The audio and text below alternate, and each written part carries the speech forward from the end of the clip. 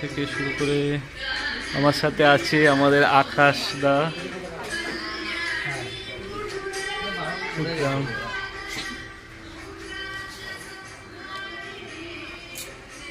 এ কিছু আনা হলো না, জানো ওখান থেকে বিস্কিট নিয়ে আয় নাকি, যা যা টাকা নিয়ে যা। বাবা মাছগুলো দেখ,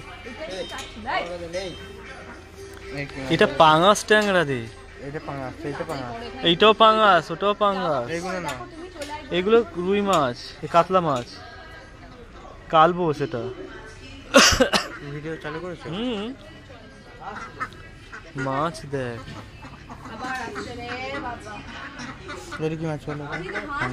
সিলভার কাপ দেখ কত বড়, এর থেকে বড় আছে তোমার সমান আমার সমান মাছ আছে। এইটা দেখো, জয় মা, সব মায়ের জন্যই রয়েছে এগুলো। হ্যাঁ এই পুকুরে কেউ ধরতে হবে না মাছ, তাই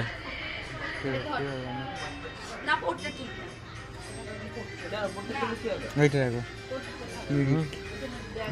ও বাবা, হ্যাঁ বিস্কুট আমার তোমার হাত থেকে হেভি খাবে।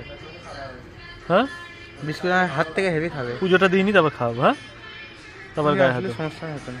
হুম এই ওরা অতক্ষণ দাঁড়িয়ে থাকবে টোটো নিয়ে, এটাই তো চিন্তা হচ্ছে।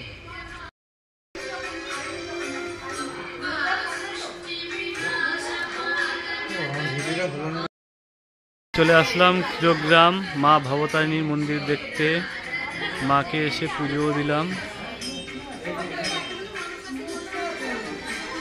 এই যে মায়ের মন্দির আছে, মায়ের মন্দিরে যে মা আছে বসে, ভবতারিণী মা।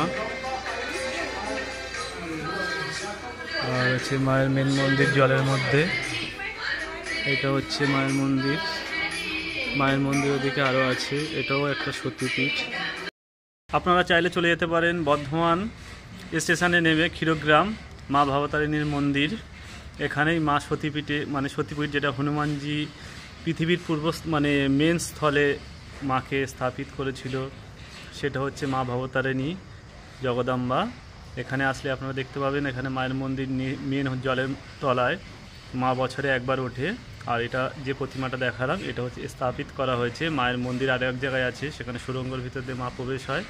আপনারা বর্ধমানে এসে এই সতীপীঠ থেকে ঘুরে যান, খুবই ভালো লাগবে, খুবই সুন্দরভাবে পুজো দিতে পারবেন।